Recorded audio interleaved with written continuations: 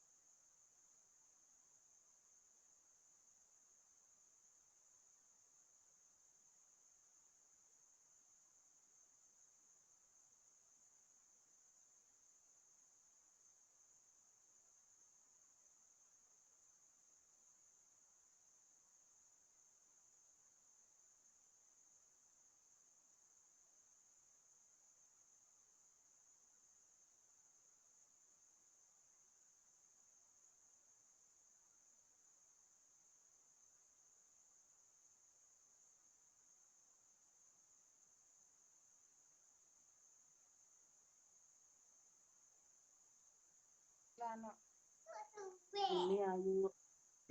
Pila. Bumi ayu. Mulai. Bacaan.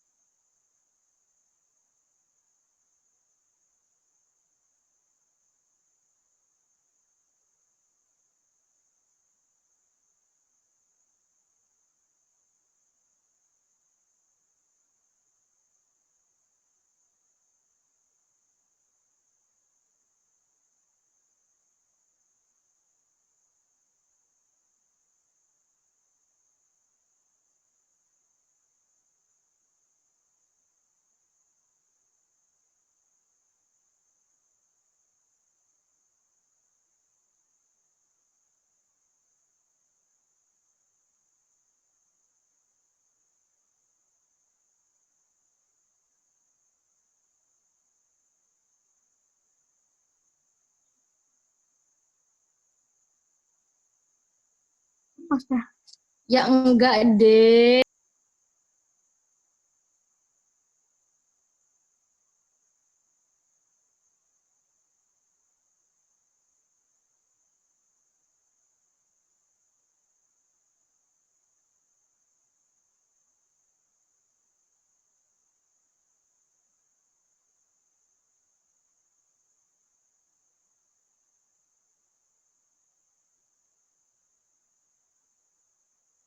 Baik, kurang 3 menit atau 8 menit kita mulai acaranya. Mengingatkan kembali buat teman-teman atau peserta diskusi pada malam hari ini, dimohon untuk selalu mute tombol mute agar diskusi berjalan dengan kondusif, dan dimohon ditunggu. Insya Allah kita segera mulai.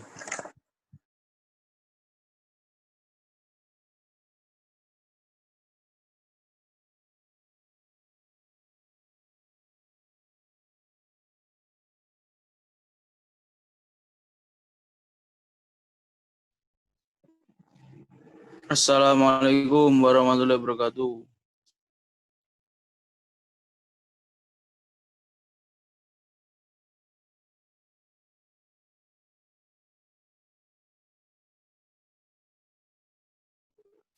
Waalaikumsalam warahmatullahi wabarakatuh.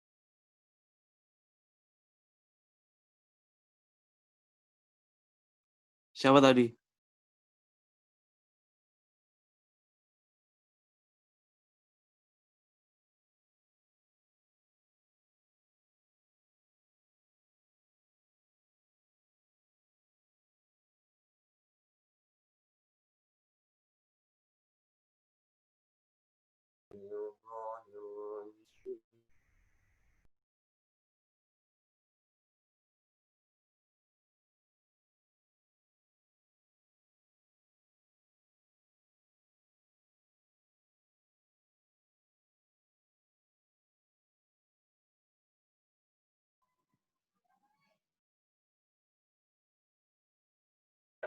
Ya, Bapak.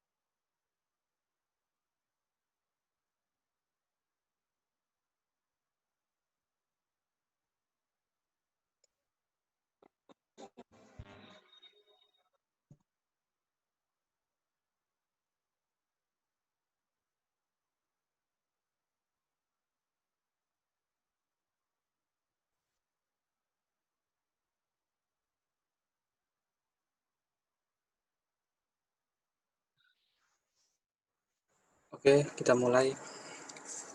Bismillah, Assalamualaikum warahmatullahi wabarakatuh.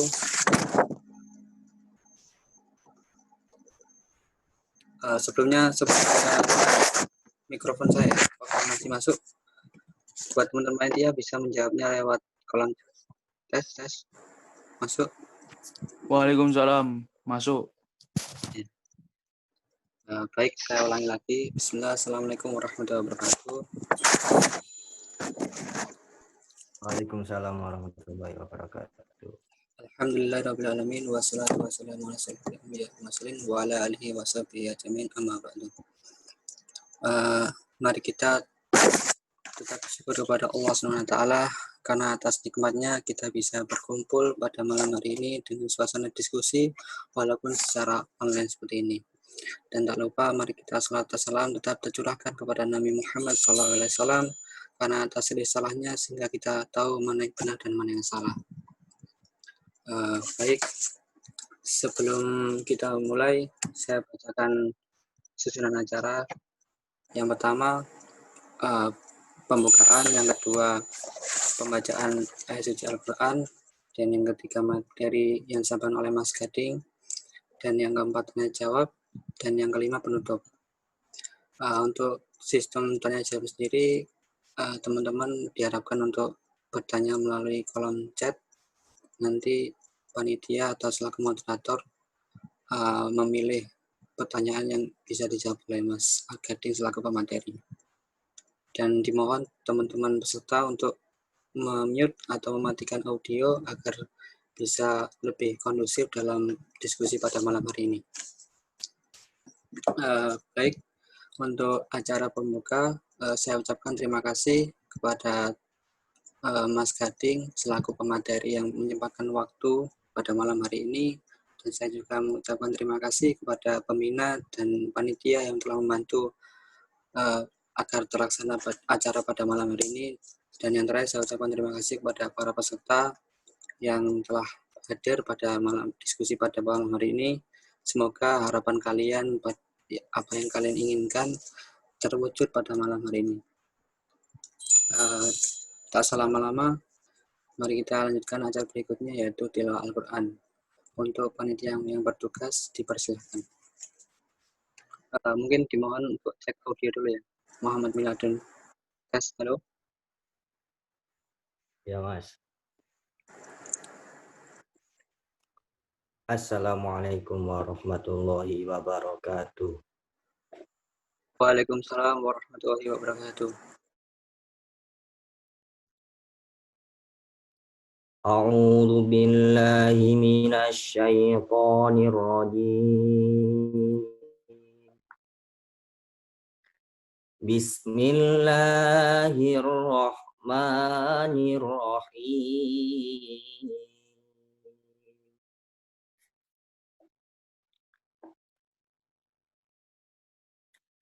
Yas'alunaka 'anil anfali qulil anfalu lillahi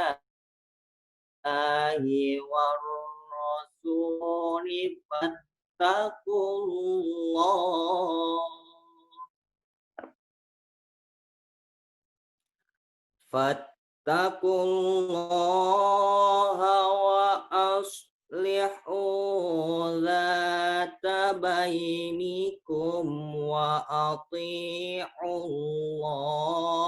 wa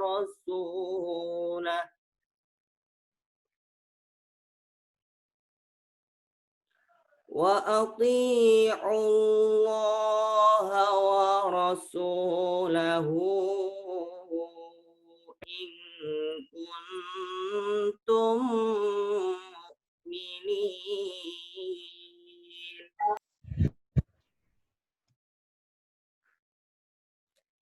Innamal mu'minuna alladzina idza dzukirallahu wajilat qulubuhum wa idza tuliyat alaihim ayatuh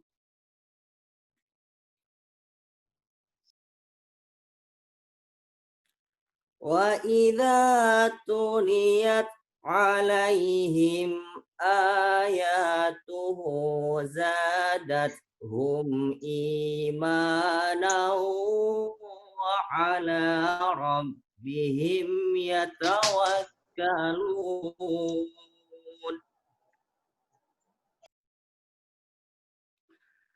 Alladzina yuqimuna sholata wa mimma razaqnahum yunfiqun.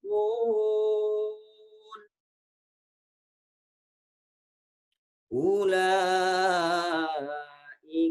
humul mu'minuna haqqan. Lahum darajatun 'inda rabbihim wa maghfiratun wa rizqun karim.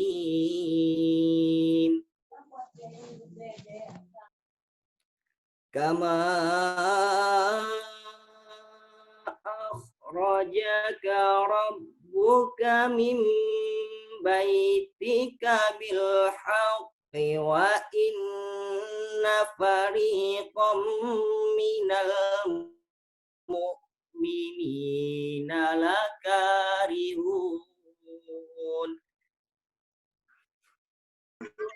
Jadilunaka fil haqqi ba'dama tabayyana ka'annama yusaquna ilal mauti wa hum yunzarun.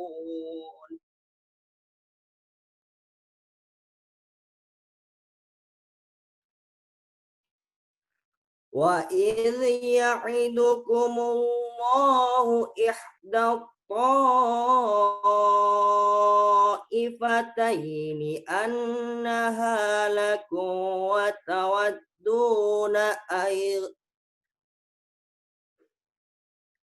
wa idh ya'idukumullahu ihda ta'ifataini annaha lakum wa tawadduna anna ghaira dhati syauka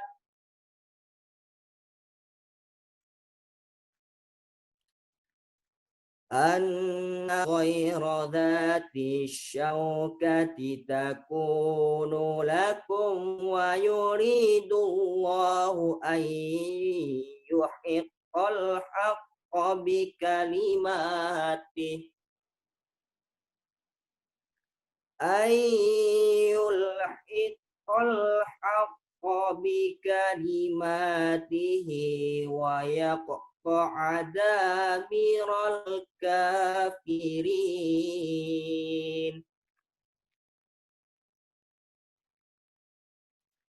liyuhiqqal haqqa yubtilal batila walau karihal mujrimun idh yastaghithuna rabbakum fastajaba lakum anni mumiddukum bi alfin minal malaikati murdifin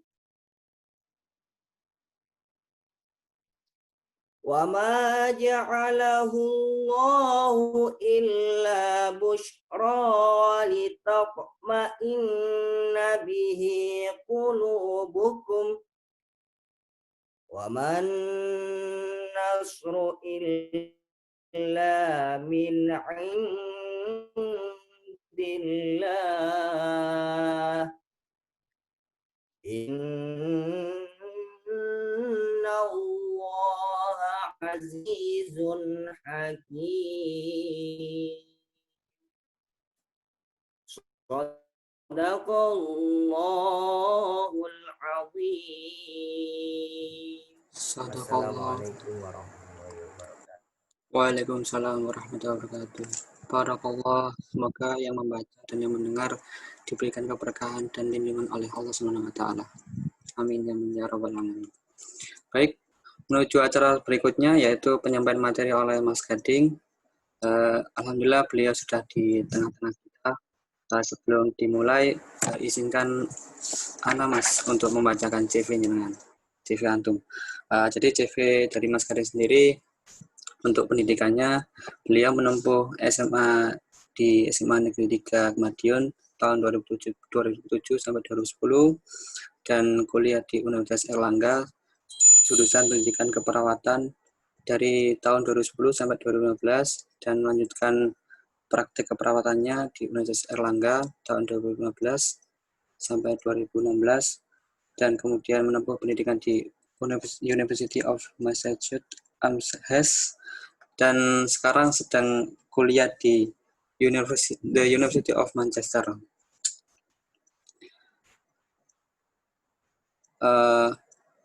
Dan pengalamannya sangat banyak sekali Mas Gading ini. Mungkin saya sebutkan beberapa saja. Jadi yang pertama pernah ikut pertukaran pelajar di Advanced University of Applied Science dan juga sebagai anggota Rumah Kepemimpinan dan juga pernah mengikuti agenda internasional dan kemudian pernah bekerja di beberapa perusahaan seperti PT Pergadaian Indonesia dan juga Surveyor Indonesia dan juga pendiri dan editor Pustaka Saga dan dengar-dengar Mas Gading juga penulis buku di sana dan juga masih banyak lain CV dari dan pengalaman dari Mas Gading sendiri. Langsung saja mungkin tanpa lama-lama kita sambut Mas Gading. Mungkin sebelum saya persilakan Mas Gading mungkin saya tes audio dulu Mas. Halo, assalamualaikum Mas Gading. Apa tersambung? Halo, bisa dengar? Ya, assalamualaikum Mas Gading. Assalamualaikum warahmatullahi wabarakatuh. Bagaimana kabarnya Mas? Alhamdulillah baik. Kondisi di sana kondusif Mas untuk masalah COVID-19 di Inggris khususnya di kota Manchester. Aman. Masya Allah, alhamdulillah. Ya. Baik, karena audionya bagaimana Mas? Iya, lanjut aja. Oh ya, baik karena audionya sudah bagus. Mari kita sambut pemateri pemateri dari Mas Gading. Semoga kita dapatkan motivasi dan semangat untuk meraih mimpi kuliah di luar negeri. Baik, untuk waktu dan tempat saya persilakan. Monggo Mas. Ini waktunya sampai jam berapa ya saya? Itu Mas, 45 menit. Jadi kalau di waktu Indonesia ini 20.45 Mas. Ya, 45 menit ya berarti ya. Iya. Oke. Semoga cukup ya waktunya. Iya. Bismillahirrahmanirrahim. Assalamualaikum. Ini saya share screen ya. Silakan Mas, monggo.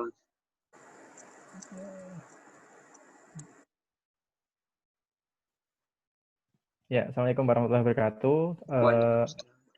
Terima kasih udah bergabung di ini ya, apa namanya, sharing ya dari teman-teman UPN ya.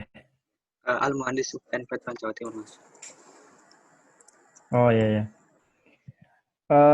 Jadi apa namanya, hari ini saya akan berbagi tentang persiapan lanjut studi ke luar negeri, terutama lewat beasiswa LPDP. Nanti mungkin kalau misalnya yang part LPDP-nya kalau misalnya terlalu panjang mungkin akan saya cut karena mungkin teman-teman kan ini masih mahasiswa semua kan ya kebanyakan ya. Masih mahasiswa ya. Jadi kalau misalnya terlalu detail mungkin teman-teman juga akan nggak relevan materinya. Jadi mungkin nanti kalau misalnya saya akan kasih gambaran umum saja. Akan kasih gambaran umum aja. Terus nanti kita lebih banyak tanya jawab. Kira-kira apa sih yang teman-teman penasaran tentang persiapan studi lanjut ke luar negeri gitu. Oke, ini CV singkat saya tadi sudah disampaikan oleh moderator. Oke, ini akun sosial media saya. Mungkin teman-teman yang tertarik untuk follow atau apa namanya, ya follow atau add friend dan segala macam bisa di akun ini seperti itu. Oke, yang kita bahas hari ini ada 6 bahasan ya, 6 bahasan tapi ada yang penting ada yang nggak penting nih sebenarnya. Jadi nanti akan saya jelaskan tentang bagaimana sih kita itu mempersiapkan studi, terutama bagaimana kita menghadapi penolakan gitu. Karena penolakan ini suatu hal yang wajar ketika kita mau apply beasiswa ke luar negeri seperti itu atau mau studi lanjut pasti ada hambatan-hambatan yang kita harus hadapi seperti itu. Yang kedua, bagaimana memilih tujuan studi. Terus ketiga, mana yang harus disiapkan lebih dulu. Terus keempat, mungkin ada diskusi tentang mana sih yang harus kita jalani, kerja dulu atau langsung lanjut studi ketika teman-teman lulus. Terus kehidupan kampus, terutama di Manchester. Dan yang terakhir, kehidupan muslim di Manchester dan Inggris secara umum. Gitu. Oke, langsung kita masuk ke yang pertama ya. Jadi ini kata-kata yang mungkin sering saya sampaikan ke teman-teman. Kalau misalnya tanya, Mas, gimana sih caranya apa namanya? Kalau saya pengen studi luar negeri itu gimana sih gitu. Ini saya sampaikan kalau beasiswa itu mirip jodoh ya. Yang paling pintar, yang paling siap, yang paling tajir, paling jago bahasa Inggris, paling berprestasi itu belum tentu dapat lebih dulu. Jadi ada teman saya yang dia kalau menurut skala saya secara subjektif mungkin persiapannya jauh lebih kurang daripada saya, tapi dia lebih dapat beasiswa duluan, yaitu rezekinya dia. Karena ada banyak faktor yang itu mempengaruhi bisa dapat tembus tidaknya beasiswa gitu. Jadi tidak sekedar bagaimana seberapa pinter kita, seberapa jago kita bahasa Inggris, itu enggak. Meskipun dalam persyaratan nanti itu ada beberapa hal yang mungkin perlu kita perhatikan. Contohnya misalnya kayak persyaratan sertifikat bahasa Inggris, IELTS, TOEFL dan segala macam. Itu tetap akan jadi pertimbangan, tapi itu tidak apa ya, bukan segalanya gitu. Ada hal-hal penting yang perlu kita siapkan. Nah, ini saya seperti saya sampaikan tadi, bagaimana sih kita menghadapi penolakan? Jadi saya sendiri sekarang kan mungkin teman-teman menganggap saya, oh Mas Gading udah kuliah di Manchester gitu ya, udah dapat beasiswa LPDP, udah keluar negeri gitu ya. Tapi perlu teman-teman ketahui bahwasanya sukses yang saya raih sekarang, kalau ini bisa disebut kesuksesan ya, keberhasilan saya menembus beasiswa dan juga kuliah di luar negeri ini juga banyak menghadapi hambatan gitu. Saya apply beasiswa itu mulai dari tahun 2016 dan itu banyak sekali kegagalan yang saya temui. Ini yang saya tampilkan di slide ini adalah contoh-contoh surat penolakan yang saya dapatkan. Ini dari Australia Award, terus ini dari University of Glasgow, ini dari Groningen. Jadi saya juga pernah apply di Belanda juga, terus di Belfast, terus di program Erasmus Mundus saya apply juga nggak dapat beasiswanya. Chevening, terus juga sempat gagal LPDP tahun 2017. Ya ini merupakan dinamika ketika kita memutuskan untuk studi lanjut ke luar negeri atau menjalani kehidupan sebagai seorang scholarship hunter ya, pencari beasiswa seperti itu. Nah, jadi ada banyak faktor yang mempengaruhi sukses tidaknya aplikasi beasiswa ya, mulai dari pilihan universitas dan negara, standar pemberi beasiswa, sampai hal-hal teknis seperti dokumen yang kita unggah. Jadi teman-teman di sini hal yang pertama yang perlu teman-teman camkan dalam diri teman-teman ketika teman-teman mau apply beasiswa itu adalah selalu siap dengan kemungkinan ditolak gitu. Banyak teman-teman saya yang dia itu tidak tahan ya, dalam tanda kutip, ketika sudah gagal, sekali gagal, 2 kali gagal, itu udah menyerah gitu, menyerah terus akhirnya ya udahlah saya nggak jadi apply beasiswa ke luar negeri. Ya itu karena seperti itu case-nya banyak ya, case-nya banyak. Jadi kalau teman-teman memang punya keinginan kuat, jangan menyerah lah gitu. Meskipun ini juga tergantung sama kebutuhan teman-teman. Itu. Terus faktor ini juga kan saya bilang tadi kalau ini hal-hal teknis juga bisa mengaruhi. Jadi ada teman saya yang itu dia bagus sekali, dia pintar, terus CV-nya bagus, track record-nya bagus, aktivis kampus juga. Tapi gagal hanya gara-gara salah upload dokumen. Jadi dokumen statement motivation statement yang itu harusnya itu diupload yang harusnya diupload adalah motivation statement yang tahun ini karena dia salah manajemen ya. Jadi dia masukkan satu dokumen itu dengan dokumen yang campur, akhirnya dia salah upload motivational statement yang tahun sebelumnya. Seperti itu bisa terjadi gitu. Jadi teman-teman perlu mempersiapkan diri, bukan berarti kalau teman-teman ditolak itu berarti teman-teman jelek, enggak. Tapi lebih pada mungkin ada hal-hal yang dipertimbangkan oleh pemberi beasiswa dan juga hal-hal yang teknis tadi. Seperti itu. Oke. Terus yang kedua, bagaimana sih? Kan tadi saya bilang kalau yang terakhir tadi tentang sukses tidaknya kita itu tergantung juga tentang pilihan kita, universitas kita, negara kita yang mau kita tuju. Nah ini bahasan kedua kita. Bagaimana memilih tujuan studi. Nah, banyak teman-teman saya yang itu katanya gini, dia lebih cepat berangkat daripada saya karena dia memilih studinya itu nggak jauh-jauh. Misal Taiwan, Jepang, atau Malaysia bahkan. Artinya misalnya kita itu punya idealisme ya, atau punya keinginan kuat studi di Eropa misalnya, itu tentu saja beda kalau berbeda dengan mereka yang target studinya adalah Malaysia, Taiwan, atau bahkan Thailand gitu ya, yang notabene bisa dibilang lebih mudah ditembus gitu. Jadi teman-teman saya yang dia itu apply-nya Taiwan, Thailand, Malaysia, itu relatif lebih cepat berangkat gitu. Lebih cepat berangkat kenapa? Karena secara persyaratan dia juga lebih standarnya tidak terlalu tinggi ketika dibandingkan dengan Eropa ataupun Amerika, dan relatif pemberi beasiswanya juga beragam gitu. Bahkan kampus pun juga menyediakan beasiswa, dan ketika kita dapat beasiswanya kurang itu mohon maaf ini bisa di-mute yang ini. Oke. Beasiswanya bisa disambi kerja juga misalnya. Berbeda dengan LPDP. LPDP itu ketika kita itu udah dapat LPDP, kita itu nggak boleh kerja. Kenapa? Karena dari pemberi beasiswa sudah memberikan uang yang cukup. Tapi yaitu syaratnya tinggi, kompetisinya ketat, sehingga kita harus bersaing dengan berbagai macam orang. Jadi memang lebih sulit itu. Oke. Biasanya pertanyaan umum ya, Mas saya ingin lanjut sekolah luar negeri, apakah ada syarat ya? Ini yang saya sampaikan tadi, kita tuh harus ketika kita mau sekolah luar negeri, kita harus memetakan ya, apakah sudah punya negara atau kampus atau jurusan tujuan Terus apakah ada beasiswa yang diincar? Terus apakah sudah punya sertifikat IELTS atau TOEFL? Pertanyaan ini pertanyaan yang sangat basic ketika teman-teman mau mempersiapkan studi ke luar negeri. Dan saya bisa katakan kalau apakah sudah punya sertifikat IELTS atau TOEFL ini pertanyaan yang sangat ultimate ya, pertanyaan yang utama lah, seperti itu. Kenapa? Karena kalau misalnya kita itu sudah punya skor IELTS, katakanlah skor IELTS 6,5, itu sudah bisa untuk mendaftar banyak beasiswa dan juga banyak kampus.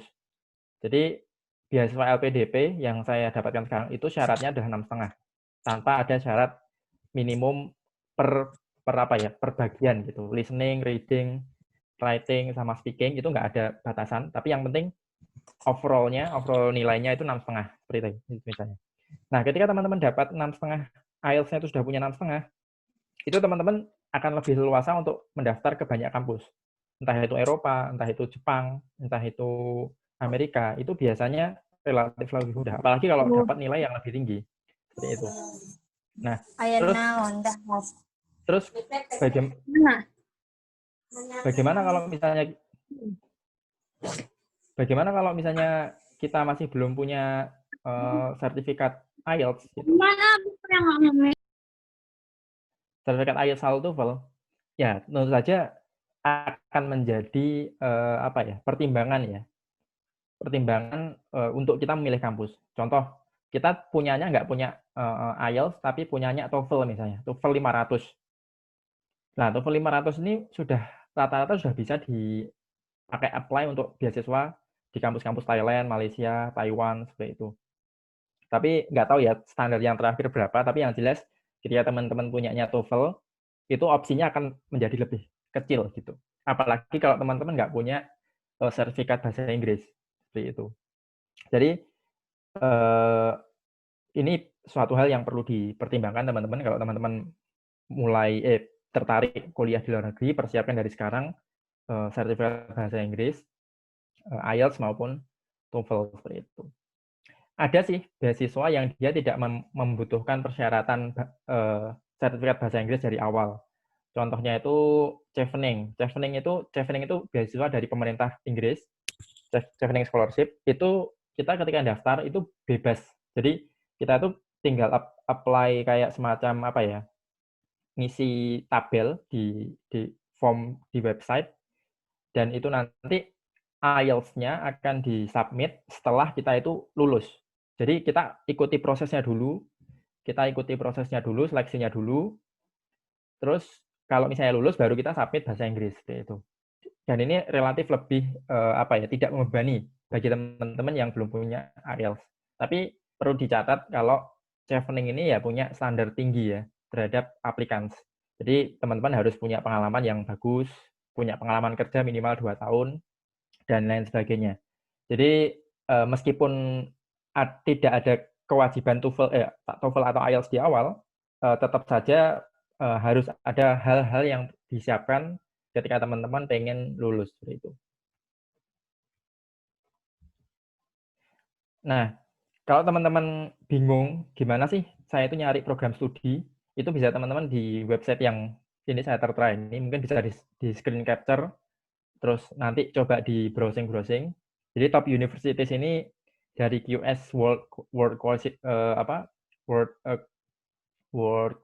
Ranking ya, World University Ranking, QS World University Ranking ini yang parameter yang sering digunakan oleh kampus-kampus terutama di Indonesia untuk menentukan ranking universitas. Jadi misal kayak kalau saya itu nyari di program studi saya nursing atau keperawatan, itu ketika saya mendaftar jurusan saya di University of Manchester itu nomor 3 dunia. Jadi itu pertimbangan saya untuk masuk kampus tersebut. Dan kebetulan LPDP juga memasukkan list University of Manchester ini ke dalam list universitasnya. Jadi ya kebetulan cocok gitu. Ya udah akhirnya saya daftar, alhamdulillah dapat. Tapi teman-teman kalau misalnya di top university ini, teman-teman bisa melihat ranking universitas tidak hanya ranking overall atau ranking secara umum, tapi juga ranking per subjek. Jadi kalau ranking umum itu misalnya kampus saya Manchester itu sekarang itu masuk ke dalam 25 besar dunia misalnya. Tapi untuk jurusan nursing-nya, untuk jurusan keperawatan sendiri dia itu masuk top 3, misalnya seperti itu. Jadi teman-teman bisa browsing kalau misalnya teman-teman jurusannya entah itu misalnya kesehatan atau akuntansi, ekonomi, atau mungkin manajemen atau pertanian, itu teman-teman bisa browsing tergantung sama subjeknya, ranking subjeknya seperti itu. Selain top university ini juga teman-teman bisa nyari di website-website lain yang ini relatif lebih dinamik ya, lebih banyak informasinya yang nanti bisa teman-teman coba seperti itu. Nah ini contoh yang seperti saya katakan tadi, ini topuniversities.com yang mana bisa dipakai untuk nyari ranking universitas sedunia gitu ya.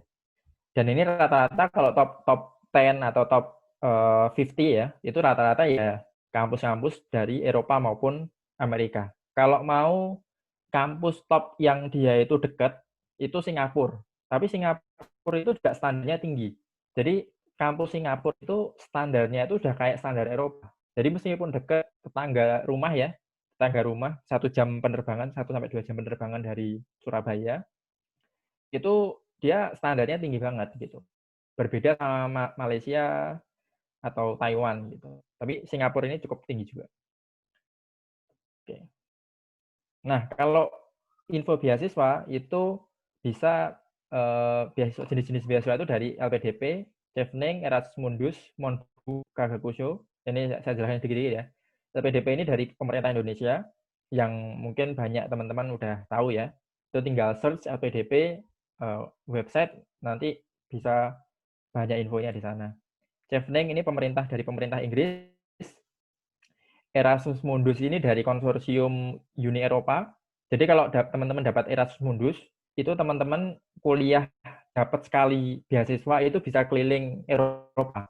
Jadi biasanya misalnya teman-teman kuliah selama 3 semester atau 4 semester. Nanti semester 1 kuliah di Spanyol, semester 2 di Inggris, semester 3 di Portugal, itu bisa seperti itu. Kayak teman saya itu juga dapat beasiswa tentang critical care nursing atau keperawatan kritis, keperawatan gawat darurat. Itu dia semester 1 di Portugal, semester 2 dan semester 3 di Inggris, di Edinburgh, di Scotland. Nah, itu seperti itu, menariknya itu kalau Erasmus Mundus. Dan ini beasiswa juga cukup besar, hampir sama kayak LPDP. Monbu Kagakusho ini Jepang, ini relatif bisa dibilang sulit juga. Biasanya orang untuk lulus Monbu Kagakusho ini 2 atau 3 kali percobaan baru bisa lulus. Nah, karena dia relatif sedikit yang diterima dan standar Jepang itu tinggi banget gitu. Australia Award ini dari pemerintah Australia, Stunet ini dari pemerintah Belanda, Fulbright dari Amerika Serikat, Swedish Institute ini dari Swedia. Terus ada ini untuk website yang non resmi ya, ASEAN OP ini menariknya pemberi info beasiswa untuk teman-teman yang dari Asia Tenggara. Jadi kan banyak website-website yang dia itu peruntukannya untuk umum ya, internasional. Nah, ini biasanya akan lebih sulit karena bisa jadi pemberi beasiswa itu tidak memberikan beasiswa untuk Indonesia. Nah, ASEAN OP ini itu sudah dispesifikasi untuk targetnya itu target mahasiswa Asia Tenggara. Entah itu Malaysia, Indonesia, Thailand, Singapura, Kamboja, Laos, seperti itu. Jadi menarik untuk eksplor. Nah, ini terus persiapan selanjutnya bahasa Inggris ya, tentu saja. Jadi bahasa Inggris ini bisa IELTS atau TOEFL, dan teman-teman harus memenuhi kriteria listening, reading, writing, speaking. Dan ini perlu disiapkan ya. Jadi tidak ada jalan pintas untuk bahasa Inggris ini. Saya katakan paling challenging, paling menantang ketika kita mencari beasiswa adalah untuk mempersiapkan bahasa Inggris. Saya bisa katakan hampir 75% dari proses pencarian beasiswa saya itu untuk mempersiapkan bahasa Inggrisnya. Jadi saya belajar IELTS itu mulai dari tahun 2015 sampai 2018 ya. Dan itu 3 tahun itu ya kebetulan saya nggak les, tapi belajar mandiri, ditemenin sama beberapa teman-teman. Jadi lebih banyak diskusi, terus tanya-tanya seperti itu. Tapi kalau teman-teman punya uang untuk investasi ke bahasa Inggris, saya sarankan teman-teman ikut les. Karena les itu teman-teman akan lebih advance, lebih lebih intens dalam belajar bahasa Inggrisnya sehingga lebih cepat. Teman-teman kalau misalnya sebelum lulus nanti pergi ke katakanlah Pare Kediri untuk ikut kampung Inggris misalnya. Itu akan lebih bahasa Inggrisnya akan lebih mantap gitu ketimbang teman-teman belajar sendiri dan itu tanpa panduan ya. Itu tidak saya sarankan kalau misalnya teman-teman masih mulainya dari nol gitu. Tapi kalau teman-teman sudah punya basic ya, misalnya TOEFL-nya udah lumayan nih, saya udah dapat TOEFL misalnya 550, itu teman-teman bisa dikatakan sudah punya basic. Itu teman-teman bisa belajar sendiri, tinggal mengenali soal-soal IELTS sama ngedrill soal-soal IELTS. Itu baru bisa. Tapi kalau teman-teman sekarang posisinya masih TOEFL-nya masih 450 atau 400 bahkan, itu saya sarankan ya mulai dari sekarang belajar bahasa Inggrisnya seperti itu. Dan ini yang perlu dipertimbangkan yang paling berat dari IELTS itu adalah biaya tesnya mahal. Biaya tesnya itu sekali tes bisa keluar uang 3 juta rupiah. Dan 3 juta itu ketika teman-teman tes itu belum tentu berhasil. Banyak teman-teman saya yang dia itu tes harus sampai 6 kali, 7 kali, itu worst case ya. Itu nggak tembus gitu. Dan itu teman-teman yang bisa tes sampai 7 kali dan gagal itu kan orang yang punya uang ya. Bagi teman-teman yang dulu kayak saya itu untuk keluar uang 3 juta itu sangat susah sekali karena saya kerja juga part timer gitu kan. Waktu dulu sekitar 3 tahun yang lalu itu juga perlu mempertimbangkan mempertimbangkan baik-baik apakah saya sudah siap atau belum. Minimal ketika kita sekali tes itu dapat 6 atau 6,5 itu udah bagus gitu. Tapi kalau dapat sekali tes terus kita dapatnya 5 gitu, itu teman-teman jangan keburu untuk ambil tes pulang. Tapi ngedrill lagi, persiapan bagus lagi, baru nanti tes 1 tahun atau 2 tahun lagi. Karena itu ya itu biayanya mahal. Kalau TOEFL ini juga lumayan sih kalau yang internet base itu juga lumayan sekitar 3 jutaan. Tapi kalau yang paper base itu paling 500.000. Tapi paper base rata-rata sudah nggak dipakai ya di dunia internasional. Paling masih dipakai itu ya di Taiwan, Malaysia seperti itu masih dipakai. Tapi opsi ketika teman-teman punya TOEFL paper base itu akan lebih sedikit ketimbang teman-teman punya IELTS atau TOEFL yang internet base. Oke, bagian 2 udah selesai ya. Sekarang kita bahas bagian 3. Mana sih yang harus disiapkan dulu? Tadi kan saya sudah jelaskan banyak ya tentang persiapan kampus, persiapan beasiswa, persiapan bahasa Inggris, gitu kan. Ini kira-kira dari IELTS, LOA, beasiswa ini mana sih yang harus disiapkan gitu. Oke, akan saya bahas ya.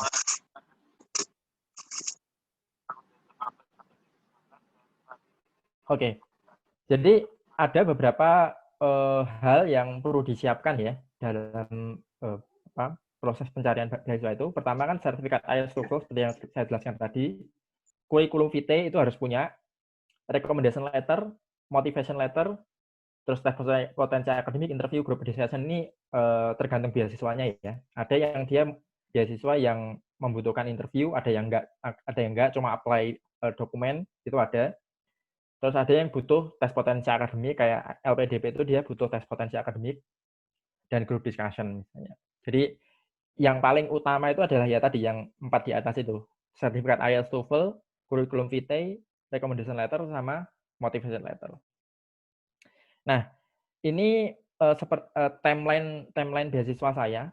Jadi saya mencari perjalanan saya untuk sampai ke Manchester tuh dimulai dari tes IELTS pertama saya, yaitu Juni 2017.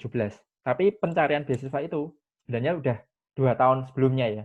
Ini saya mampatkan dimulai dari tanggal pertama saya tes IELTS, tes IELTS, bukan tes TOEFL, tes IELTS. Nah, saya pertama kali tes IELTS itu seperti yang teman-teman lihat di keterangan, itu pertama kali dapat alhamdulillah udah sampai 6,5. Jadi 6,5, tapi ada band writing itu yang dia 5,5. 5,5. Nah, band writing ini 5,5 ini untuk daftar LPDP itu masih diperbolehkan asalkan overall-nya untuk LPDP itu 6,5. Nah, jadi saya pakai untuk daftar LPDP. bisa tuh daftar masuk dokumen. Jadi seleksi dokumen saya lolos. Tapi sayangnya ketika masuk ke seleksi tahap 2, yakni tahap online assessment, saya gagal. Seperti itu. Tapi nggak apa-apa sih. Jadi itu kan pengalaman ya, pengalaman. Terus saya pakai IELTS yang 6,5 itu untuk daftar chevening. Chevening itu juga memperbolehkan IELTS 6,5. Band berapapun boleh asalkan 6,5. Cuma band 5,5 yang writing ini jadi hambatan ketika daftar univ. Jadi univ saya, Universitas Manchester, waktu itu saya daftar 3 univ ya. Manchester, Glasgow, sama Edinburgh. Itu mensyaratkan minimal overall, nilai keseluruhan IELTS itu 6,5. Tapi minimal bandnya itu 6. Nah, jadi ketika rating saya masih 5,5, itu bikin saya itu diterima tapi dengan syarat seperti itu. Namanya conditional LOA, conditional letter of acceptance. Jadi penerimaannya dengan kondisi tertentu, dengan syarat lah. Kalau bahasa Indonesianya dengan syarat seperti itu. Dan ada juga yang ditolak Glasgow ini karena kurang pengalaman kerja. Nah, dalam perjalanannya saya daftar chevening, ternyata chevening juga ditolak. Gitu. Ditolak sejak dokumen. Ternyata dokumen yang saya upload, motivation letter saya, terus track record saya ternyata kurang sesuai kriteria lah. Seperti itu. Akhirnya saya ditolak. Ya, seperti itu kan. Jadi percobaan pertama di tahun 2017 itu gagal semua. Jadi saya gagal total. Gagal total, perjuangan masih berlanjut. Jadi perjuangan saya berlanjut di tahun 2018. Jadi 2018 itu 2 tahun yang lalu ya. 2 tahun yang lalu, saya daftar LPDP kedua kalinya. Syaratnya masih sama, LPDP 6,5, minimum band berapapun boleh. Alhamdulillah lolos sampai tahap terakhir dan diputuskan saya jadi awardee LPDP. Nah, jadi awardee LPDP ini saya masih ada utang. Utangnya apa? Utang untuk dapat LOA yang unconditional. Seperti itu. Jadi pada bulan Desember 2018 itu saya daftar IELTS kedua. Ternyata masih gagal juga. Saya 6,5 IELTS-nya, tapi bandnya masih 5,5. Jadi ratingnya masih nggak naik nilainya. Akhirnya saya nekat tes lagi yang ketiga kali, alhamdulillah dapat. Band saya malah naik 7 dengan minimum 6. Rating saya dan listening saya naik 6,5. Nah, setelah dapat LOA unconditional ini, terus IELTS-nya dapat 7 dan dapat beasiswa, ini baru dinyatakan kita itu udah lulus beasiswanya, lulus kampusnya, dan juga lulus bahasa Inggrisnya. Ini perjalanan summary atau ringkasan perjalanan saya untuk mendapatkan beasiswa LPDP di Manchester gitu. Jadi antara IELTS, persiapan kampus, dan beasiswa itu kita jalankan secara stimulan gitu. Kita tes bahasa Inggris dulu bisa, kita nyari beasiswa dulu bisa, kita nyari kampus dulu juga bisa gitu. Ini gambaran umumnya ya. Semoga ini bisa menjadikan gambaran. Oh iya, terus saya itu ketika tahun kedua 2018 itu saya juga daftar chevening dan alhamdulillah saya lolos sampai tahap interview. Cuma karena saya sudah dapat LPDP, saya memutuskan untuk mundur dari interview. Nah, ini sedikit gambaran soal bagaimana sih kita itu pernah gagal dan kita mengambil pelajaran dari kegagalan itu terus untuk dijadikan evaluasi agar aplikasi berikutnya menjadi lebih baik seperti itu. Jadi ini semoga bisa memberikan gambarannya. Oh, ini progress test IELTS saya yang mungkin teman-teman bisa lihat di layar ya. Dari 6,5 ke 7. Terus dari writing-nya yang 5,5 jadi 6,5 seperti itu. Tips umum ya, ini tips umum untuk karena waktunya terbatas ya. Ini nggak saya bahas detail ya, intinya kalau listening itu banyak dengar percakapan bahasa Inggris, banyak tonton film dengan bahasa Inggris tanpa subtitle gitu. Kalau reading atau membaca itu ya tiap hari baca bahasa Inggris dengan berbagai macam tema gitu ya. Terus membaca novel bahasa Inggris. Terus writing itu yang lebih berat, paling berat ini harus latihan esai bahasa Inggris. Terus kita minta umpan balik ke teman yang punya nilai IELTS tinggi ya. Terus speaking, ya ini kalau teman-teman punya teman yang juga punya keinginan sama untuk studi lanjut, itu teman-teman bisa partneran ya tentang ngomong pakai bahasa Inggris dengan teman tersebut. Jangan malu ya, karena ya namanya proses belajar gitu. Kalau teman-teman malu, itu akan susah improve itu kemampuan bahasa Inggrisnya. Nah, ini contoh kurikulum vitae. Kalau kurikulum vitae saya sarankan masuk ke, jadi teman-teman juga bisa screenshot layar ini, slide ini, itu bisa pergi ke ini Europass Europass. Jadi Europass ini apa ya, semacam platform yang teman-teman bisa gunakan untuk membuat CV secara online. Seperti itu. Jadi CV saya yang saya apply atau saya kirim ke universitas dan ke universitas yang saya tuju itu pakai template-nya Europass ini. Jadi teman-teman, dan ini template Europass ini berlaku universal ya. Banyak kampus-kampus yang itu non Eropa, entah itu Amerika, entah itu Asia, itu juga pakai menerima template Europass ini. Jadi ini sangat berguna sekali. Dan ini bisa teman-teman edit dan ekspor. Jadi misalnya teman-teman masukkan informasi ke Europass, nanti diekspor jadi PDF, terus teman-teman nanti untuk aplikasi beasiswa lain yang butuh data yang sama tapi dengan variasi yang berbeda, itu teman-teman bisa ganti seperti itu. Atau selain Europass juga bisa LinkedIn ya. LinkedIn ini semacam sosial media tapi untuk dunia profesional. Jadi dunia profesional itu teman-teman bisa upload track record teman-teman, bisa upload keahlian teman-teman itu apa, terus rekam jejak pendidikan teman-teman seperti itu. Nah, terus ini yang sering saya sampaikan ke teman-teman yang lain, yang terpenting dari CV itu adalah isinya. Meskipun tadi saya menyampaikan tentang penggunaan Europass maupun LinkedIn, tapi yang paling penting itu adalah bagaimana teman-teman bisa menyampaikan track record teman-teman itu secara baik. Ini seperti itu. Jadi track record yang baik itu bagaimana? Track record yang baik itu adalah ketika teman-teman punya kaya pengalaman ya, kaya pengalaman. Jadi kalau misalnya tadi yang moderator sampaikan, Mas Gading udah pernah student exchange, pernah ikut organisasi, pernah kerja di perusahaan gitu ya, bekerja di perusahaan penerbitan misalnya. Itu adalah track record. Gitu.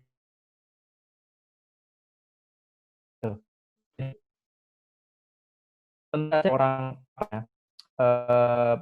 panitia penerimaan mahasiswa baru ya, melihat CV yang dia itu kosong sama CV yang banyak, tentu saja saya akan lebih melihat yang lebih banyak pengalamannya untuk saya terima seperti itu.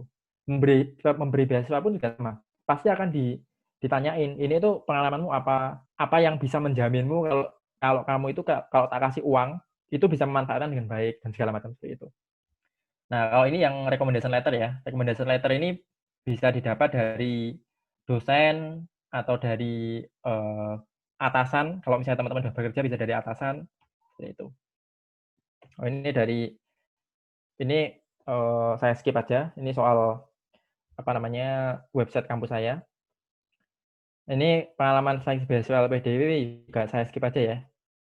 Jadi ini agak teknis banget. Oke. Nah ini, jadi ini layar yang waktu itu saya sudah lulus seleksi itu akan dapat layar seperti ini. Jadi dashboardnya nanti akan ada tampilan seperti ini. Yang semoga nanti salah satu dari teman-teman bisa dapat juga gitu. Amin. Oke. Saya lanjutkan ke yang keempat ya, kerja atau lanjut studi. Nah, ini merupakan suatu dilema ya. Banyak orang yang bingung. Mana sih yang harus kita lakukan dulu? Lanjut studi atau kerja dulu? Nah, gitu. Jadi saya sempat survei ke teman-teman follower saya ya di Instagram, meskipun dikit ya followernya. Dan yang respon 73 orang. 77% dari 73 orang itu lebih memilih untuk kerja dulu ketimbang studi lanjut. Seperti itu. Dan kebanyakan menyampaikan alasannya adalah apa? Adalah pengalaman gitu. Kalau misalnya kita itu langsung lanjut studi, itu tentu saja kita masih pengalaman kita masih ini ya, kurang ya. Sehingga kita belum tahu medan di dunia kerja itu seperti apa. Jadi tapi bukan berarti yang langsung lanjut studi itu jelek, enggak juga. Ada plus minusnya lah. Nah, ini saya rangkum ya dalam tabel ini. Kalau kita memutuskan setelah lulus S1 kerja dulu, peluangnya atau sisi positifnya adalah kita punya pengalaman yang cukup, jejaring kita luas, terus kita punya uang simpanan, terus sudah punya fokus. Maksudnya uang simpanan tuh kan kita butuh tuh uang untuk tes, untuk les bahasa Inggris, untuk print dokumen, untuk dan segala macam lah, macam-macam uang yang kita butuhkan ketika dalam proses mencari beasiswa, itu sudah punya uang. Nah, kalau kita belum kerja, itu kan wah, masa minta uang orang tua lagi kan seperti itu kan berat. Terus sudah punya fokus. Sudah punya fokus itu berarti kita sudah tahu medan kan, sudah tahu dunia kerja seperti apa, kita sudah tahu bidang yang mau kita geluti itu seperti apa, gitu. Jadi itu lebih apa ya, lebih efektif ketimbang kita masih nyari-nyari, masih menerka-nerka kira-kira aku tuh pengennya itu studi yang bidang apa seperti itu akan lebih sulit. Tapi kalau kerja dulu, nah ini ada tantangannya nih. Tantangannya adalah yang pertama malas sekolah.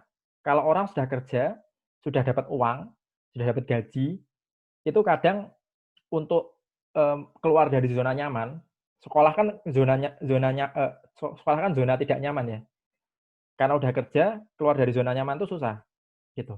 Ada teman saya yang dia itu sudah dulu itu pengen banget, saya pengen keluar pengen kuliah di luar negeri, tapi setelah udah dapat gaji, sudah dapat pekerjaan yang nyaman, dia sering WA saya, gimana sih caranya motivasi biar biar semangat untuk sekolah lagi seperti itu. Hanya terlalu gaji, terus beban keluarga ya. Apalagi kalau teman-teman sudah berkeluarga, itu tentu saja berat untuk meninggalkan keluarga teman-teman dan terlalu sibuk. Jadi karena terlalu sibuk, udah kerjaan udah numpuk, untuk mempersiapkan beasiswa itu juga berat gitu. Karena bagaimanapun mencari beasiswa itu nggak bisa disambi, tapi membutuhkan alokasi waktu yang sangat banyak gitu. Terus bagaimana kalau saya pengen habis S1 langsung lanjut studi? Oh, boleh aja. Ini ada beberapa sisi positif dan negatifnya. Positifnya, teman-teman kalau mau menjalani jalur akademisi, kalau teman-teman habis S1 langsung lanjut studi, teman-teman bisa nanti PhD-nya di usia yang sangat muda. Jadi banyak teman saya yang dia itu usia masih 25, 27, sebelum 30 lah, di bawah 30 sudah lulus S3. Seperti itu. Tapi ya itu, sekali lagi tentu saja pengalaman masih kurang ya. Dia sudah punya gelar S3, tapi belum tentu dunia kerja itu siap untuk menampung kemampuannya. Seperti itu. Terus yang kedua, peluangnya belum berkeluarga ya. Jadi masih jomblo, masih free ya, belum ada beban. Jadi ada teman saya yang satu rumah di Manchester ini, kan ada 6 orang ya, 5 orang itu sudah berkeluarga termasuk saya, sudah berkeluarga, sudah ada istri, bahkan ada yang sudah punya anak juga. Dari 6 itu, 1 orang belum berkeluarga, masih jomblo lah. Dan itu ya bebas saja. Jadi yang paling asik, yang paling nyantai itu dia. Kenapa? Karena nanti misalnya nih setelah lulus masih bisa jalan-jalan, masih uangnya beasiswa bisa dipakai untuk hal-hal yang dia itu bisa eksplor kemampuan dia. Sementara kalau saya seperti saya dan beberapa orang lain yang sudah berkeluarga, ya nanti setelah lulus ya udah pulang, harus pulang kan karena ada keluarga yang menunggu di rumah seperti itu. Terus persiapannya longgar ya. Kalau belum berkeluarga atau belum kerja itu banyaklah waktu untuk persiapan studi dan masih idealis. Teman-teman kalau idealis itu nyari jurusan yang benar-benar dibutuhkan masyarakat gitu, yang yang sangat tinggi lah ininya.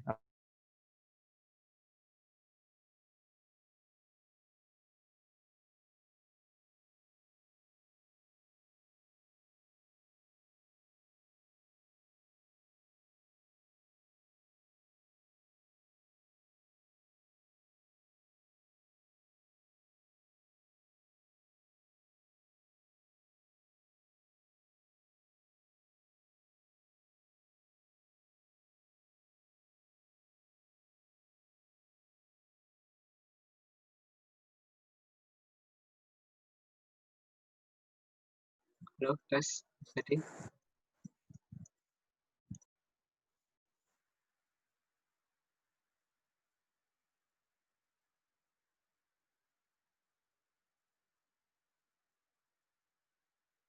Sepertinya Mas Gading sedang ada kendala sinyal. Mohon ditunggu ya, teman-teman.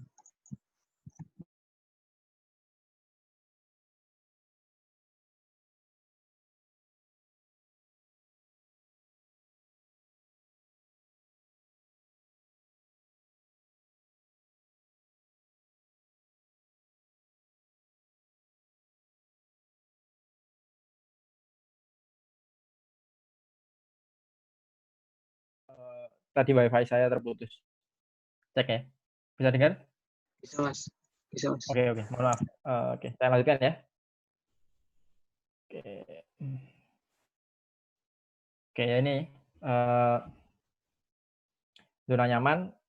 Banyak orang yang dia itu lanjut S2 karena belum siap untuk terjun ke dunia kerja yang dinamis seperti itu. Kan sekolah itu zona nyaman ya. Sekolah itu zona nyaman ketika S1, saya belum menghadapi kenyataan dunia gitu. Mohon So, maaf Mas, itu layarnya belum masuk lagi Mas. sorry. PowerPoint-nya. Oke. Belum saya share ya. Bentar.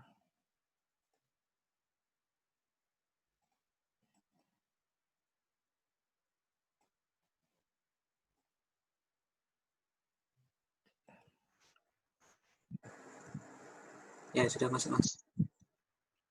Oke, sip. Oke. Kampus live ya. Ini materi intinya udah selesai sih. Ini tinggal yang enak-enak aja. Ini share kehidupan kampus saya di Manchester ya. Jadi ini kampus saya. Ada yang sebelah kiri kanan, kiri atas itu kayak tamannya, library-nya, perpusnya. Terus yang sebelah kanan itu kanan atas gedung utamanya. Jadi kampus di Eropa kan rata-rata gotik gitu ya, atau tua gitu. Jadi serunya kuliah di Eropa itu seperti itu. Jadi kampusnya keren-keren lah seperti itu. Terus yang kiri bawah ini saya sama teman-teman. Jadi teman-teman saya banyak yang dari Arab, dari Inggris, terus jelas ya kalau dari Inggris, dari Cina, dari Singapura, dari Thailand. Jadi kita banyak berjejaring kalau kita kuliah di luar negeri itu banyak berjejaring dengan mahasiswa-mahasiswa dari seluruh dunia ya. Ada yang teman dari Zimbabwe juga. Jadi kita akan menemukan banyak culture yang baru seperti itu. Dan ini menjadi pengalaman yang akan menjadi memperkaya pengalaman kita lah seperti itu. Terus ini yang kanan bawah ini tempat untuk belajar ya, atau namanya Learning Commons gitu. Nah ini gedungnya, oke ya gedung-gedung lah ya. Nah ini karena saya di Inggris, banyak yang bilang Inggris itu kan surganya sepak bola ya. Jadi bisa tur ke stadion-stadion, Manchester di Manchester City meskipun bukan pendukungnya Manchester City atau Manchester United, tapi setidaknya punya pengalaman ke stadion lah, itu seru gitu. Terus ini di Oxford, yang kanan Oxford, yang kiri bawah ini Chester. Terus bagi yang gemar Harry Potter ya, Harry Potter ini kan ada di viaduknya. Ini ya seru lah kalau misalnya ke sana. Oke. Terus yang terakhir ya, ini kehidupan Muslim di Manchester. Terus saya kasih judul ini Inggris atau Timur Tengah. Nah, ini saya ada pengalaman menarik ini. Pengalaman menariknya gini. Saya ketika datang di Inggris itu kan salah satu hal yang saya khawatirkan adalah gimana sih kita nanti sebagai seorang Muslim itu hidup di lingkungan yang mayoritas itu non-Muslim. Kan Inggris kan mayoritas non-Muslim ya. Apakah saya bisa menemukan kenyamanan? Bagaimana entah sholatnya, bagaimana makannya, itu bagaimana gitu. Tapi ternyata kekhawatiran tersebut ketika saya datang pertama kali ke Manchester, itu tidak terbukti. Kenapa? Karena ketika pertama kali saya datang di Manchester, saya diajak teman saya itu untuk berangkat ke sebuah daerah. Nah, daerah tersebut itu tuh saya kaget. Saya tuh bertanya-tanya, ini tuh Manchester saya beneran di Inggris atau saya tuh di Timur Tengah gitu. Kenapa? Karena di sana itu ada satu ruas jalan yang sangat panjang yang isinya tuh semua toko halal gitu. Nah, namanya Carry Mile ini. Ini ini bukan di ini ya, ini tuh di Manchester. Jadi toko-toko Arab, toko-toko Malaysia, toko apa namanya itu Mesir, Pakistan, India, Bangladesh itu banyak sekali bertebaran di Manchester. Dan terutama di kota-kota besar di Inggris ya, itu kondisinya juga mirip. Kayak Birmingham, London, itu banyak sekali kita temukan toko-toko yang menjual makanan halal. Jadi kalau sekarang kita itu sudah, kalau misalnya sekarang mahasiswa muslim dari seluruh dunia itu mau ke Inggris, itu sudah nggak perlu khawatir lagi. Mungkin berbeda kondisinya 50 tahun lalu atau 100 tahun yang lalu, itu yang notabene imigran masih sedikit ya. Sekarang udah relatif lebih mudah. Masjid pun juga gampang nyarinya di sini. Bahkan ini yang kanan bawah, yang tulisannya ada markas ini rumah saya itu hanya selemparan batu dari masjid ini. Mungkin jalan nggak sampai 5 menit sudah nyampe. Jadi sholat 5 waktu pun juga saya di masjid gitu. Dan itu gampang sekali untuk diakses. Bahkan ada masjid yang dia masjidnya besar ini ya, Manchester Center Mosque. Di city center atau di pusat kota pun juga ada masjid yang namanya Muslim Youth Foundation ini. Nah, ini dan yang paling penting adalah di Manchester ada yang namanya Keluarga Islam Manchester atau Karisma. Ini teman-teman Muslim yang dia dari Indonesia. Jadi kita punya kegiatan rutin, itu kajian, terus ada pertemuan besar gitu, gathering, terus sama olahraga rutin, futsal, terus ya olahraga bareng lah gitu. Dan itu bisa mendukung kita ketika kita kuliah di luar negeri. Nah, kesimpulannya semoga aja teman-teman setelah mendengarkan apa yang saya sampaikan tadi bisa lebih termotivasi, dan tidak hanya termotivasi tapi juga take action. Karena mencari beasiswa itu butuh persiapan dan rencana. Ini saya kutip, a goal without a plan is just a wish gitu. Jadi tujuan tanpa rencana itu hanya sekedar angan-angan lah, seperti itu. Jadi kalau teman-teman memang punya keinginan kuat untuk studi ke luar negeri, ya take action. Minimal mulai sekarang mungkin persiapkan 1, bahasa Inggris, yang kedua adalah track record atau pengalaman lah, entah itu pengalaman kerja, pengalaman organisasi, dan segala macam. Nah, ini tetapkan timeline, disiplin, deadline. Jadi kalau bisa punya rencana yang tertulis ya. Saya pengen kuliah ke luar negeri itu tahun berapa, terus deadline saya kalau belajar itu kapan, seperti itu. Nah ini, kalau teman-teman masih bingung atau masih penasaran dengan apa yang saya sampaikan tadi, teman-teman bisa akses website saya, blog saya, itu di gadingauriski.com/kategori/beasiswa. Di situ saya sharing beberapa tulisan tentang studi lanjut ke luar negeri. Jadi teman-teman kalau mau tanya lebih lanjut juga bisa kasih komentar di blog tersebut, nanti insya Allah akan saya respon seperti itu. Dan di situ juga ada Q&A atau question and answer soal pertanyaan-pertanyaan dari teman-teman yang pernah saya sampaikan sebelumnya. Itu banyak pertanyaan, itu saya tulis juga di sana. Oke, ya ini sekali lagi kalau misalnya Mas mau tertarik untuk follow silakan. Oke, terima kasih. Mungkin itu yang saya sampaikan. Kurang lebihnya mohon maaf. Wassalamualaikum warahmatullahi wabarakatuh. Waalaikumsalam warahmatullahi wabarakatuh. Masya Allah, pemaparan yang luar biasa dari Mas Gading, sehingga kita semua tahu bahwa kuliah di luar negeri tidak semudah membalikan telapak tangan. Jadi perlu ada persiapan sejak dini dan kesungguhan yang maksimal. Baik, untuk acara selanjutnya yaitu tanya jawab. Saya berikan pertanyaan dua pertanyaan. Silakan. Ini ada yang sudah bertanya Mas di kolom chat, saya bacakan Mas. Ya, silakan. Ini dari Siti Fatimah izin bertanya, pengalaman apa saja yang perlu untuk masuk universitas luar negeri?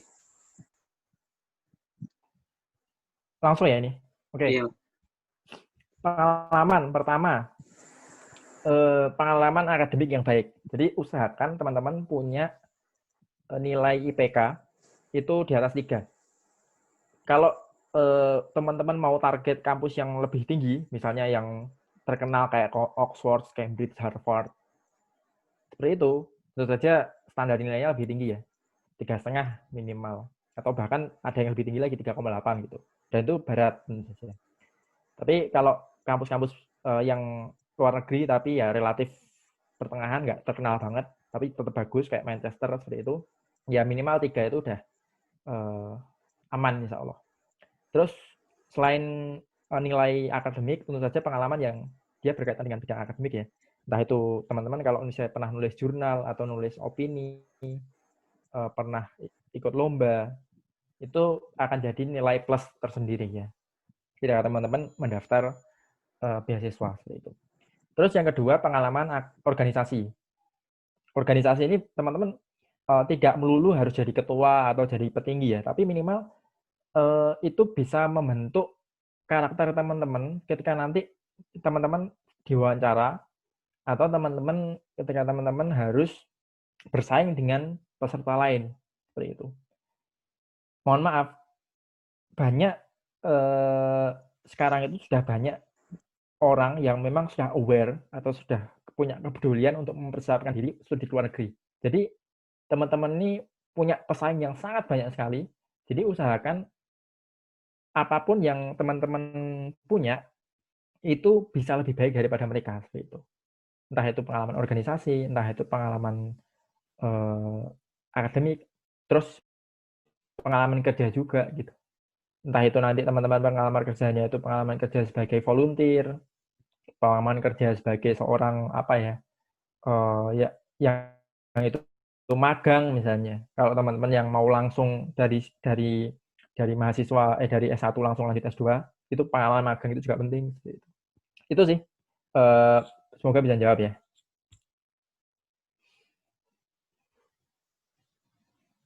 Terima kasih Mas atas jawabannya. Ini ada pertanyaan lagi Mas.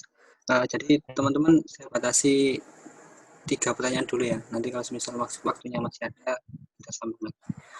Jadi ada pertanyaan lagi dari Aslivia Nova. Izin bertanya.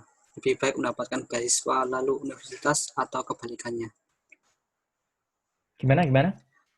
Lebih baik mendapatkan beasiswa lalu universitas atau kebalikannya? Kan tadi kan sudah saya sampaikan ya. Jadi kalau teman-teman lihat yang di di timeline saya tadi, itu sebenarnya udah saya sampaikan ya.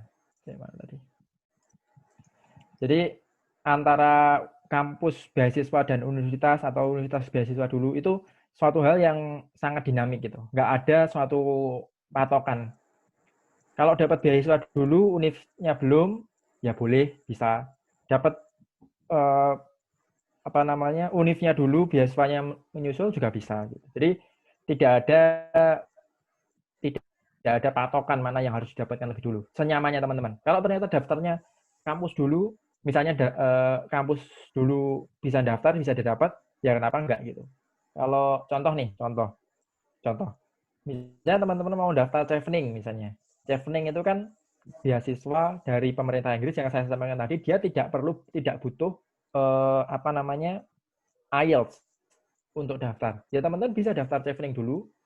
Nanti antara LOA dan juga IELTS-nya akan disubmit belakangan setelah teman-teman sudah dipastikan lulus. Misalnya seperti itu. Jadi kalau teman-teman konteksnya adalah daftar Chevening, daftar sekarang pun bisa tanpa harus dapat univ ataupun IELTS dulu. Sama halnya dengan daftar LPDP. Kalau misalnya mau daftar LPDP, daftar beasiswa dulu tanpa harus ada kampusnya pun bisa. Meskipun kalau teman-teman ternyata sudah punya LOA atau Letter of Acceptance, tentu saja akan lebih mudah. Ketika daftar LPDP sudah diterima di kampus tertentu, itu akan lebih mudah. Gitu ya. Jadi antara dua itu sangat dinamis, sangat relatif, tergantung konteksnya. Seperti itu. Semoga menjawabnya. Oke. Saya lanjut ya Mas, pertanyaan berikutnya. Jadi ada pertanyaan terakhir dari Febrian. Saya izin bertanya, kendala apa saja yang Mas Gading alami ketika sedang berkuliah di luar negeri? Apakah terdapat kendala yang mungkin dapat mengganggu proses kuliah? Terima kasih. Oke. banyak ya. Jadi kalau kendala itu memang akan selalu ada ya. Akan selalu ada ketika kita kuliah di luar negeri. Jadi pertama yang paling berat itu kan tentu saja jauh dari keluarga ya. Dari keluarga, komunikasi dengan keluarga itu kan juga harus bagus. Apalagi saya sudah berkeluarga, sudah punya istri. Itu tentu saja berat ya. Harus menjalani hubungan jarak jauh atau long distance relationship atau long distance marriage. Itu yang pertama. Tapi kalau teman-teman masih jomblo, ya fine-fine aja ya. Mungkin teman-teman cuma perlu lebih banyak menghubungi keluarga di rumah ya, orang tua seperti itu atau kakak adik gitu. Tapi keluarga itu menjadi tantangan pertama yang perlu kita jalani. Banyak teman saya yang dia, apalagi kalau situasinya seperti sekarang ya, kan sekarang pandemi ya. Jadi pandemi ini benar-benar menjadi menurut saya hambatan yang sangat besar sekali dan itu dihadapi oleh semua mahasiswa. Semua mahasiswa. Kenapa? Karena di tengah pandemi seperti ini kita nggak bisa ke kampus. Jadi kita ngerjain semuanya harus di rumah gitu. Sekarang saya di rumah ya, di rumah kerjain tugas dari bulan apa ya? Dari bulan Maret kali ya. Dari bulan Maret tuh saya di rumah terus. Di rumah terus. Kalau mau keluar pun juga harus hati-hati ya, ekstra perlindungan, ekstra masker, bawa hand sanitizer, bawa macam-macam lah. Itu suatu hambatannya. Karena kalau kita di rumah, godaannya banyak. Godaannya kasur, di rumah di bawah ada TV, terus bisa YouTubean kemana-mana gitu. Jadi waktunya bisa banyak terbuang ketika teman-teman nggak punya mentalitas yang baik untuk ngerjain tugas gitu. Sementara kalau di kampus kan enak ya, di kampus kondisinya kondusif, semuanya pada belajar. Jadi kalau misalnya kita mau YouTubean kan juga nggak enak kan. Jadi seperti itu. Terus apa lagi ya? Hambatan budaya. Hambatan budaya ini tentu saja karena kita harus ngomong bahasa Inggris, ketemu dengan orang luar yang juga berbeda budayanya sama kita, tentu saja kita harus beradaptasi ya, beradaptasi. Meskipun katakanlah seperti tadi saya sampaikan kalau IELTS saya 7, ini juga bukan berarti IELTS 7 itu jaminan kita itu bisa berinteraksi sama orang lain dengan mudah gitu. Tentu saja ini akan tetap interaksi saya itu tetap saya harus banyak belajar lagi untuk bisa memahami pembicaraan orang lain yang itu bahasanya adalah bahasa pergaulan gitu. Kan IELTS 7 itu IELTS yang penilaian adalah penilaian formal ya, penilaian formal. Writing-nya writing formal, speaking-nya speaking yang relatif formal gitu. Sementara kalau di sini kan bahasanya bahasa pergaulan, apalagi di Inggris itu aksennya kan macam-macam. Ada aksen London, ada aksen Manchester, ada aksen Scotland gitu. Itu yang harus kita antisipasi ketika nanti kita di kelas. Terus makanan. Nah, makanan ini juga susah. Bagi teman-teman yang bisa masak, itu suatu privilege, teman-teman. Karena kalau bisa masak, tentu saja apa ya, taste Indonesia itu kan masih bisa dibawa. Sementara kalau nggak bisa masak, ya wassalam gitu. Jadi banyak, saya tuh kangen makanan-makanan Indonesia yang biasanya di Indonesia itu bisa saya makan gitu. Kan biasanya kita mikir ya, wah makanan di barat tuh pasti lebih enak gitu kan. Kan waktu kita kecil atau kita itu iklan itu kan, oh lihat hamburger, lihat pizza, lihat spaghetti itu kan enak. Tapi kalau teman-teman menjalani beneran ya, di sini makannya spaghetti, pasta, teman-teman enak teman. Lama-lama enak. Lebih enak penyetan, lebih enak rujak cingur, lebih enak apa namanya nasi padang itu seperti itu. Itu pengalaman langsung dari yang sudah mengalami ya. Jadi emang makanan Indonesia bagi orang Indonesia itu tetap nomor 1. Meskipun teman-teman ya boleh lah nyoba makanan Itali gitu ya. Di restoran makanan Italia, makanan Inggris, makanan apa ya. Tapi kebanyakan kalau di sini saya makanannya itu makanan ini lah, Pakistan seperti itu ya, yang relatif halal. Meskipun juga di rumah kadang masak. Makanya Indomie itu di sini sudah ada Indomie juga, jadi bisa masak makanan yang seperti ini. Mungkin itu sih, semoga bisa merangkum ya tantangannya. Gitu. Terima kasih Mas, karena waktunya sudah malam kalau di Indonesia. Mungkin ya. Pertanyaan terakhir dari saya sendiri Mas. Boleh, silakan. Jadi saya penasaran Mas, motivasi apa yang melandasi Masnya untuk tetap berusaha untuk meraih mimpi kuliah di luar negeri, Mas? Kan tadi kan ceritanya kan sempat gagal berkali-kali. Nah, motivasi yang kuat apa yang melandasi ini? Terima kasih, Mas. Iya. Jadi saya punya suatu pelajaran penting. Jadi ada seseorang itu yang mengatakan seperti ini. Ketika kita itu meraih suatu keberhasilan kecil, sekali keberhasilan kecil itu akan memotivasi kita untuk meraih keberhasilan-keberhasilan berikutnya. Jadi capaian yang teman-teman dapatkan itu akan memotivasi capaian-capaian berikutnya. Misalnya nih, ini sebelum saya jawab ke pertanyaan tadi ya, pertanyaan Mas Arif ya. Saya dalam konteks ujian misalnya. Ujian saya misalnya ada 3 kali ujian. Ujian pertama saya dapat 70 misalnya. Wah, ketika kita dapat 70 kan ekspektasi kita untuk ujian kedua kan pasti minimal 75 atau 80 kan. Nggak mungkin kan, misalnya ujian pertama 70, terus saya berharap, 65 aja lah. Kan nggak mungkin ya. Benar nggak? Jadi, ekspektasi yang meningkat dari keberhasilan kecil itu yang memotivasi saya. Kenapa? Karena saya dari mahasiswa, itu alhamdulillah diberi rezeki dan juga diberi kesempatan untuk ikut exchange waktu itu, exchange luar negeri. Saya exchange selama mahasiswa itu beberapa kali ke Belanda, ke Cina, sama Jepang. Sama waktu habis lulus itu pernah ke Amerika juga sekali. Jadi karena saya itu pernah mahasiswa itu ke luar negeri, tahu bagaimana bagusnya pendidikan di luar negeri, motivasi saya itu berlipat-lipat untuk kembali ke luar negeri lagi. Gitu. Jadi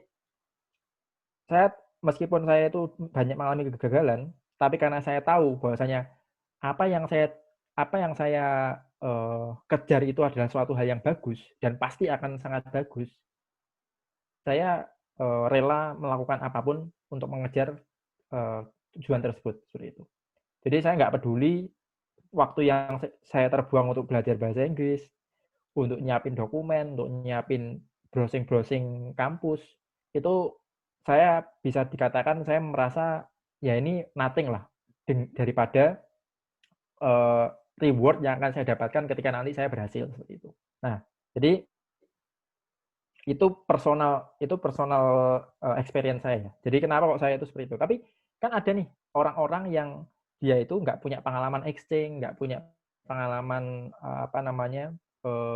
conference luar negeri, tapi dia itu tetap punya keinginan kuat untuk luar negeri. Kenapa? Yaitu motivasinya adalah untuk mencapai suatu masa depan yang lebih baik. Ketika kita punya keyakinan bahwasanya keluar di luar negeri itu akan pertama meningkatkan karir kita, misalnya karir. Kedua, meningkatkan kesempatan kita untuk berjaring dengan orang. Ketiga, menambah pengalaman kita. Ketika kita disodorkan dengan dalam tanda kutip iming-iming tersebut, ya kita bisa aja akan termotivasi seperti itu. Tapi teman-teman, saya nyampaikan tentang pengalaman selama saya di mahasiswa exchange dan segala macam bukan berarti untuk mendiskreditkan teman-teman yang nggak pernah exchange ya, enggak. Banyak teman-teman saya yang dia itu teman serumah saya yang saya bilang tadi dia satu-satunya yang jomblo yang belum punya keluarga ya. Dia tuh pertama kali ke luar negeri itu ketika Manchester ini.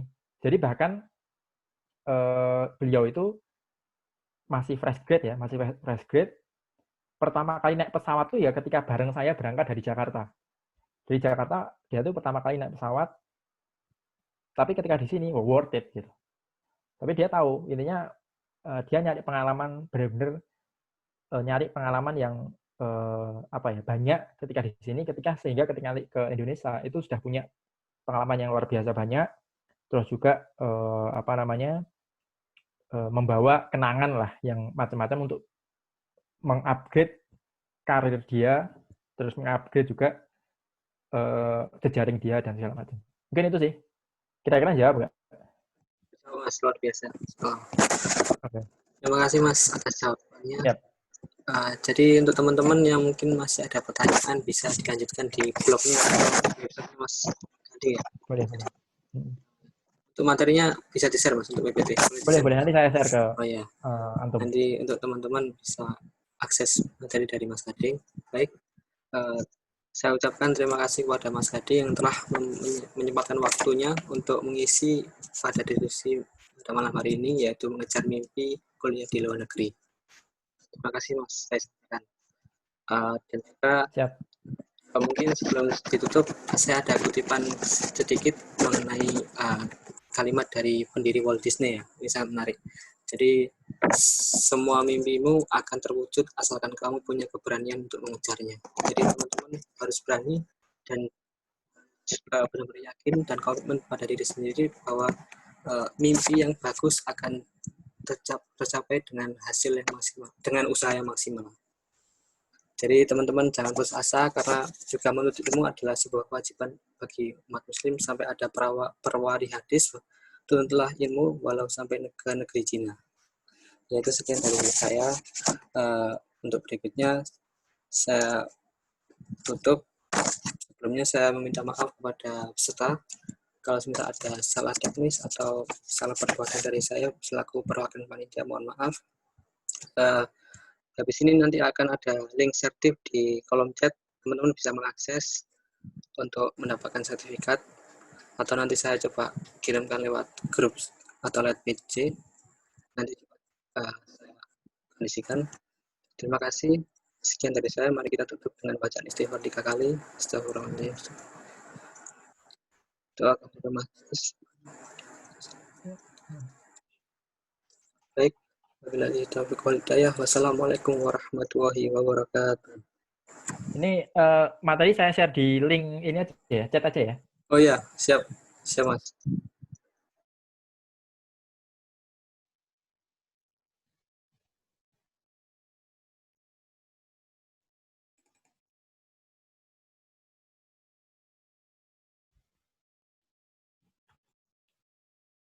Masih loading lama nih.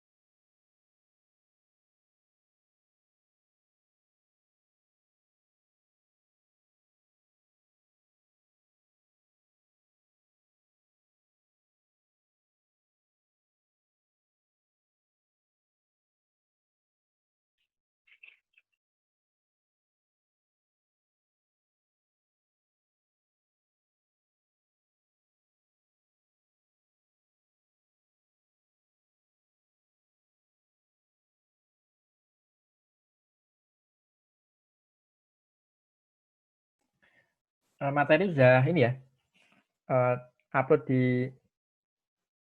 Oh iya Mas, sudah Mas. Sudah di download ya. Itu agak besar sih, 70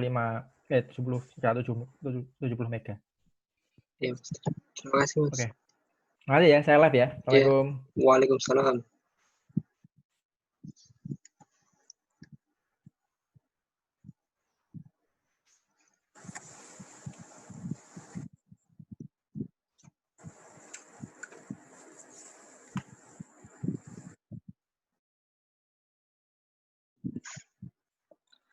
Baik teman-teman, segera mengisi link sertif dan juga mendownload.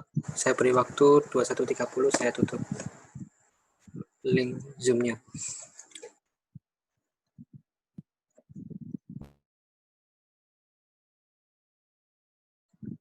Saya ucapkan terima kasih sekali lagi buat peserta yang sudah join atau bergabung diskusi pada malam hari ini. Saya doakan mimpi-mimpi kalian bisa terwujud. Amin.